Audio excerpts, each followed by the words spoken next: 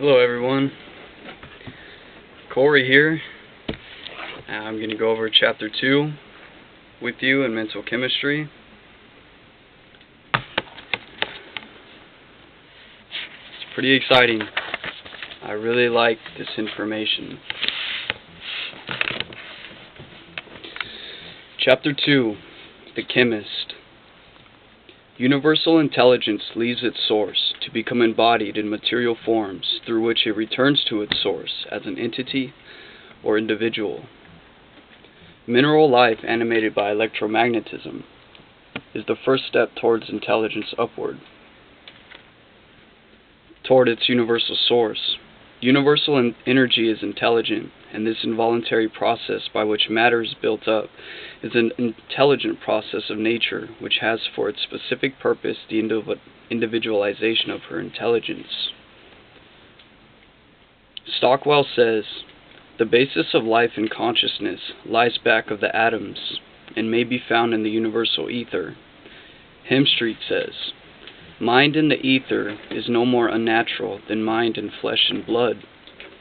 Stockwell says, "The ether is coming to be apprehended as an immaterial superphysical substance, filling all space, carrying in its infinite, throbbing bosom the specks of aggregated, dynamic force called worlds. It embodies the ultimate spiritual principle, and represents unity of those forces and energies from which spring, as their source, all phenomena, physical, mental, and spiritual, as they are known to man."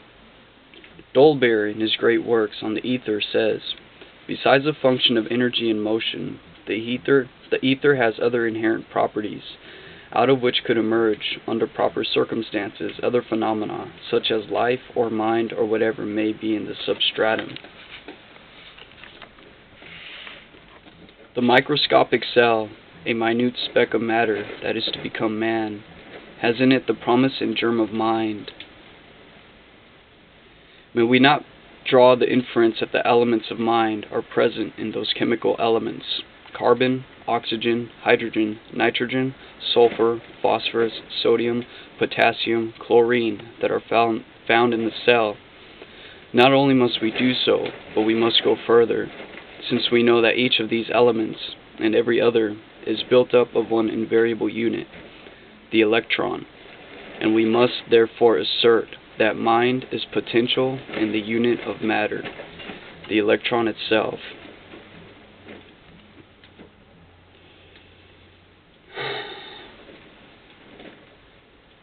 Energy. So, if everything is energy, and this infinite source embodies itself in each individual material thing, there is no way that any of us could be separate. We are all one. We all came from one source. The only reason why we seem separate is because we're all individualized into our own physical aspect. Because here it's saying that in every cell, the energy, this intelligence, this mind, if you will, is found behind every single atom in existence. And it is found in every single element, chemical element. Carbon, oxygen, hydrogen, nitrogen, sulfur, phosphorus, sodium, potassium, chlorine. They're all found in the cell. And those are the basic elements that could all be found from that huge solar plasma,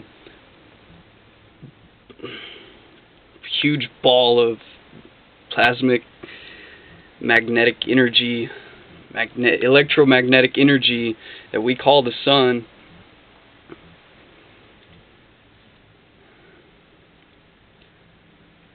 So if mind is behind every atom, it is saying that the electron itself is responsible for the mind. Let's keep reading. Atoms of mineral matter are attracted to each other to form aggregates or masses. This attraction is called chemical affinity. Chemical combinations of atoms are due to their magnetic relations to each other. Positive atoms will always attract negative atoms. The combination will last only so long as a still more positive force is not brought to bear on it to break it apart. So mineral matter minerals. A rock is a mineral. So basically saying a rock is made its solidity due to the chemical combinations of their atoms and how they're structured together, built in a specific way due to the electrical or due to the magnetic field that it exerts. Due to the oh man, you got so much practice, bro. Before I start to get into any of this, I'm going to keep reading. We're growing. Positive atoms will always attract negative atoms. The combination will last only so long as a still more positive force is not brought to bear it on it to break it apart. Two or more atoms brought into combination form a molecule, which is defined as the smallest particle of a substance that can maintain its own identity. Thus, a molecule of water is a combination of one atom of hydrogen and two atoms of oxygen, H2O. Molecule, which is defined as the smallest particle of a substance that can maintain its own identity. In building a plant, nature works with colloid cells, or plant cells, rather than with atoms, for she has built up the cell as an entity, just as she built the atom and the molecules as entities with which to work in mineral substance. The vegetable cell, or colloid, has power to draw to itself from earth, air, and water whatever energies it needs for its growth. It therefore draws from mineral life and dominates it. When vegetable matter is sufficiently refined to be receptive to still more of the universal intelligent energy, animal life appears.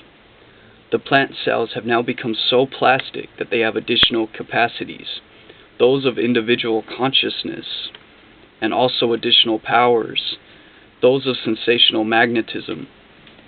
It draws its life forces from both mineral and plant life, and therefore dominates them.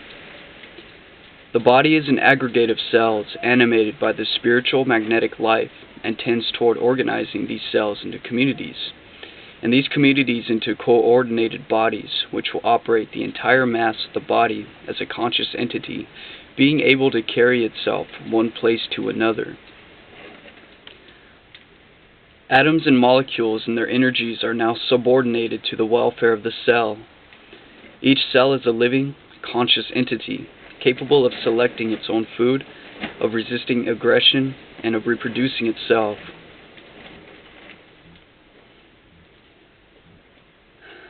Now that's amazing. Each cell, your whole body, you have trillions of these tiny little entities that are living. They each have their own mind. They each have their own consciousness. They each make their own choices.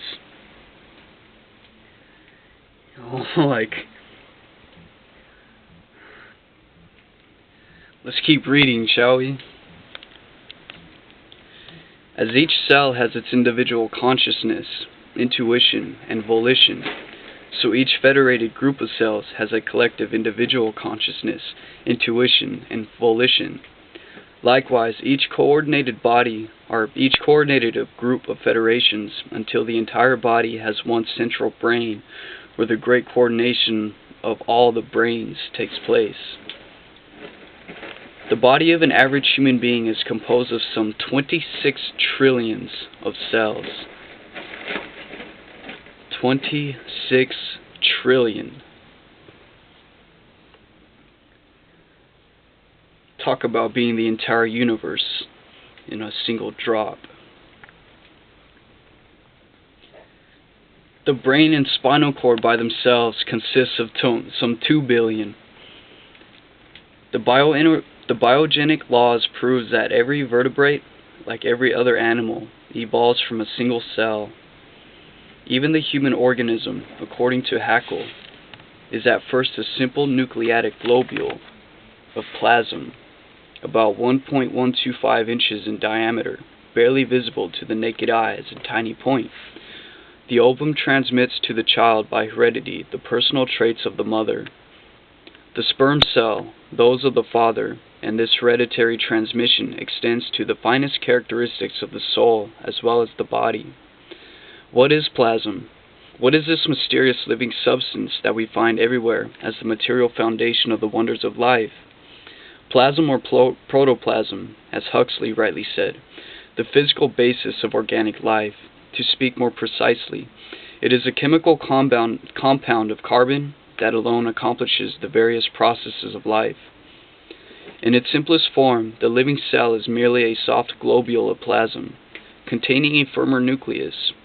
As soon as it is fertilized, it multiplies by division and forms a community or colony of many special cells.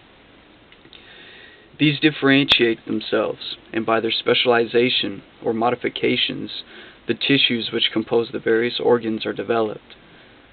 The developed, many-celled organisms of man and all higher animals resemble a social, civil community, the numerous single individuals of which are developed in various ways, but were originally only simple cells of one common structure. All life on this earth, as Dr. Butler points out in How the Mind Cures, began in the form of a cell which consisted of a body animated by a mind. In the beginning and long afterward, the animating mind was the one we now call the subconscious. But as the forms grew in complexity and produced organs of sense and the mind throughout in addition, forming another part, the one we now call the conscious mind. While at first all living creatures had but one guide that they must follow in all things, this later addition to mind gave the creature a choice. This was the formation of what has been termed free will. You know, it's very interesting that they say that, because you do notice you say your intuition and your intellect, for example. There comes a feeling upon you where you just know the answer. You know what to do, you know where to go, you know what is going on. You know, that's your intuition. I guess just something that comes to you and you suddenly know what to do. You receive that from the subconscious. You receive that from the superior mind, the mind in which we live, move, and have our being. Because in this mind is all the information that has ever been thought of, all the thoughts that have ever been thought, everything that has ever been learned, anything that could even be learned is still in existence in this mind. You just need to learn to connect your intellect, your conscious mind, and listen to what the subconscious has to tell you. Let's keep going. Each cell is endowed with an individual intelligence that helps it carry on, as by a miracle, its complex labors. The cell is the basis of man, and this fact must be constantly borne in mind in dealing with the wonders of mental chemistry. As the nation is made up of a large number of living individuals, so the body is made up of a large number of living cells. The citizens of a country are engaged in varied pursuits, some in the work of production, in field, forest, mine, factory, some in the work of distribution, in transportation, in warehouse, store, or bank, some in the work of regulation, in legislative halls, on the bench, in the executive chair, some in the work of protection, soldiers, sailors, doctors, teachers, preachers. Likewise in the body, some cells are working on production, mouth, stomach, intestines, lungs, supplying food, water, air. Some are engaged in distribution of supplies and elimination of of wastes, heart, blood, lymph, lungs, liver, kidney, and skin. Some perform the office regulation, the brain, spinal cord, nerves. Some are occupied in protection, white blood corpuscles, skin, bones, and muscles. There are also cells to which are entrusted the reproduction of species, which in males is, the sperm, and in females are the eggs. As the vigor and welfare of a nation depend fundamentally on the vitality and efficiency and cooperation of its citizens, so the health and life of the body depend upon the vitality, efficiency, and cooperation of its myriad cells. We have seen that the cells are gathered into systems and groups for the performance of particular functions essential to physical life and expression, such as we see in organs and tissues. So long as the several parts all act together in concord and due regard to one another in a general purpose of the organism, there is health and efficiency. But when from any cause discord arises, illness supervenes, disease is lack of comfort and harmony. In the brain and nervous system, the cells are grouped in their action according to the particular functions which they are called upon to perform. It is in this way that we are able to see, to taste, to smell, to feel, and to hear. It is also in this way we are able to recall past experiences, to remember facts and figures, and so on. In mental and physical health, these various groups of neurons work and find harmony, but in disease they do not. In group conditions, the ego holds all these individual cells in groups, as we have a system of cells in harmonious and coordinated action. Disease represents disassociated organic action, certain systems or groups, each of which is made up of a vast number of microscopic cells, begin functioning independently and hence inharmoniously, and thus upset the tone of the whole organism. A single organ or system can thus get out of tune with the rest of the body and do serious harm. This is one kind of disease. In a federation of any sort, efficiency and concord of action depend upon the strength and confidence accorded the central administration of its affairs, and just in proportion to the degree of failure to maintain these conditions are discord and confusion sure to ensue. Nels Quevely makes this clear in Cell Intelligence. He says, "The intelligence of man is the intelligence possessed by the cells in his brain.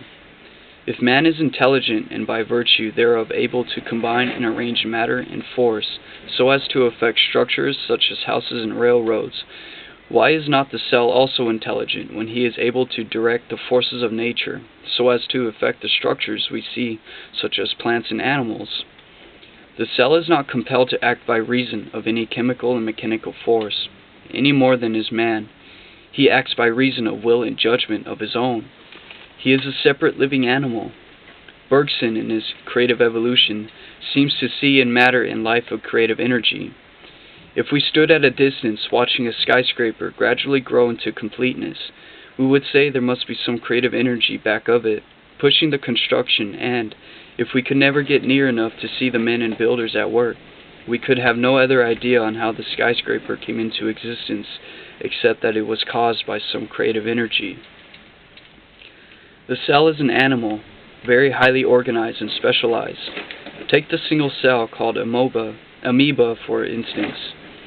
He has no machinery with which he can manufacture sugar. He does, however, carry with him building material with which he can in an emergency save his life by covering himself with a coat of armor. Other cells carry with them a structure which is called chromatophore. With this instrument, these cells are able to manufacture starch from the crude substance of earth, air, and water by the aid of sunlight. From these facts, it must appear evident to the reader that the cell is a very highly organized and specialized individual, and that to look at him from the point of view of being mere matter and force is the same as to compare the actions of a stone rolling down a hill with that of an automobile moving over a smooth pavement. One is compelled to move by reason with the force of gravitation, while the other moves by virtue of the intellect and guides it. That is very interesting, how he just compared a cell, an organic mineral, to a stone, an inorganic mineral. Because rocks are known as dead matter. They have no choice of their own, unlike an organic mineral organism such as humans. We have a choice. We have an intellect. We could think. We could make decisions. And what he's saying here is each individual cell in our body is guided by a higher intelligence. It's guided by an intelligent energy. While a stone can be likened to just being affected by the gravity of force, for it doesn't have its own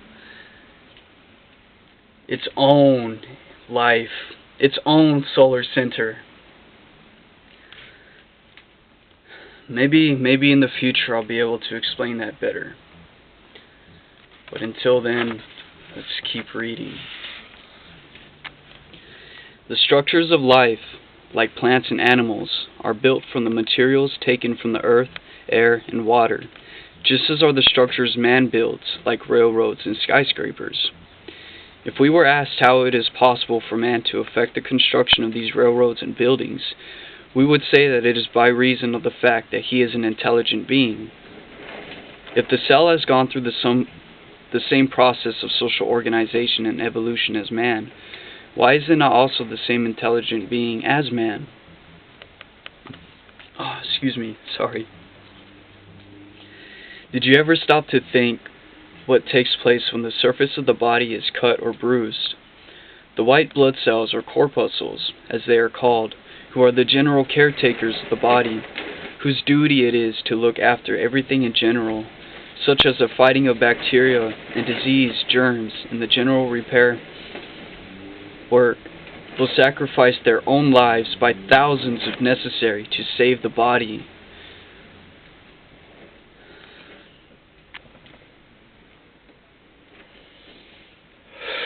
I'm sorry, I think I'm just going to take a minute to let that sink in.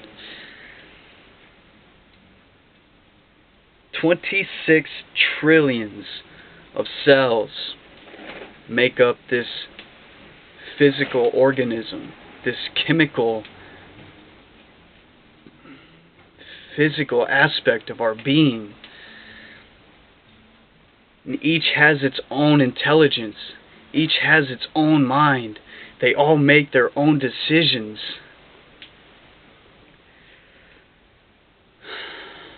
Man. They live in the body, enjoying complete liberty. They do not float in the bloodstream, except when in a hurry to get somewhere, but move around everywhere as separate independent beings to see that everything goes right. If a bruise or cut happens, they are at once informed, and rush to the spot by thousands, and direct the repair work, and if necessary, they change their own occupation, and take a different job, that of making connective tissue in order to bind the tissues back together. In nearly every open sore, bruise, or cut, they are killed in great numbers in their faithful effort to repair and close up the wound. A textbook on physiology briefly speaks of it as follows. When the skin is injured, the white blood cells form new tissue upon the surface, while the epithelium spreads over it from the edges, stopping the growth and completing the healing process. There seems to be no particular center in the body around which intelligence revolves. Every cell seems to be a center of intelligence and knows what its duties are wherever it is placed and wherever we find it. Every citizen in the cell republic is an intelligent, independent existence, and all are working together for the welfare of all. Nowhere can we find more absolute sacrifice of the lives of the individuals and the general welfare of all than we do in the cell republic. The results cannot be obtained in other way, nor at any less cost of individual sacrifice, so it is necessary to their social existence. The principle of individual sacrifice to common welfare has been accepted and agreed up as the right thing and as their common duty, impartially distributed among men, and they perform their allotted work and duties regardless of their own individual comfort. Mr. Edison says, "I believe that our bodies are made up of myriads of units of life. Our body is not itself the unit of life or a unit of life. Let me give you an example. The SS Mauritania.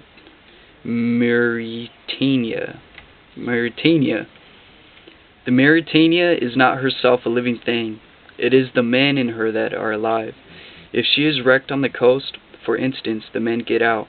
And when the men get out, it simply means that the life units leave the ship. And do in the same way a man is not dead because his body is buried in the vital principle, that is, the life units have left the body. Everything that pertains to life is still living and cannot be destroyed. Everything that pertains to life is still subject to the laws of animal life. We have myriads of cells, and it is the inhabitants of these cells, inhabitants which themselves are beyond the limits of the microscope, which vitalize our body. To put it another way, I believe that these life units of which I have spoken band themselves together in countless millions and billions in order to make a man. We have to facilely assume that each one of us is himself a unit. This, I am convinced, is wrong, even by the high-powered microscope, and so we have assumed that the unit is the man, which we can see, and have ignored the existence of the real life units, which are those that we cannot see. No man today can set the line as to where life begins and ends. Even in the formation of crystals, we see a definitely ordered plane of work. Certain solutions will always form a particular kind of crystal without variation. It is not impossible that these life entities are at work in the mineral and plant as well as in what we call the animal world. I'm sorry, let me read that again. It is not possible that these life entities are at work in the mineral and plant as in what we call the animal world.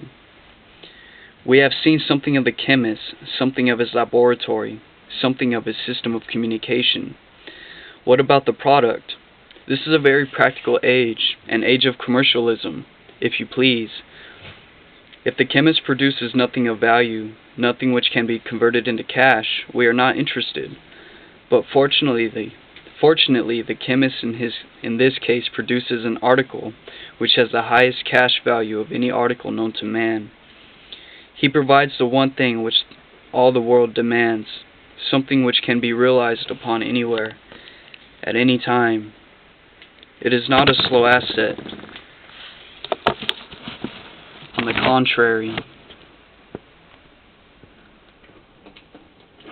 the contrary, its value is recognized in every mark. The product is thought. Thought rules the world. Thought rules every government, every bank, every industry, every person, and everything in existence, and is differentiated from everything else, simply and only because of thought. Every person is what he is because of his method of thinking, and men and nations differ from each other only because they think differently. What then is thought? Thought is the product of the chemical laboratory possessed by every thinking individual. It is the blossom, the combined intelligence which is the result of all previous thinking processes. It is the fruit and contains the best of all the individual has to give.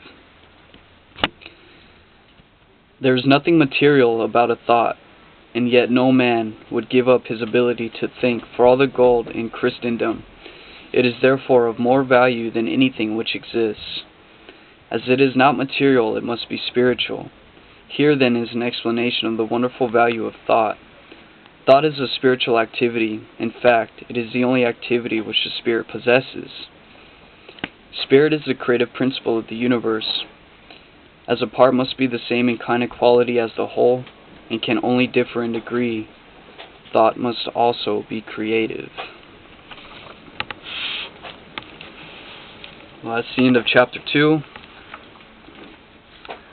The Chemist. If you guys made it to the end of this video, thank you for sticking around and watching this with me. I know it's not the best, especially this camera. Soon we'll be getting a better one.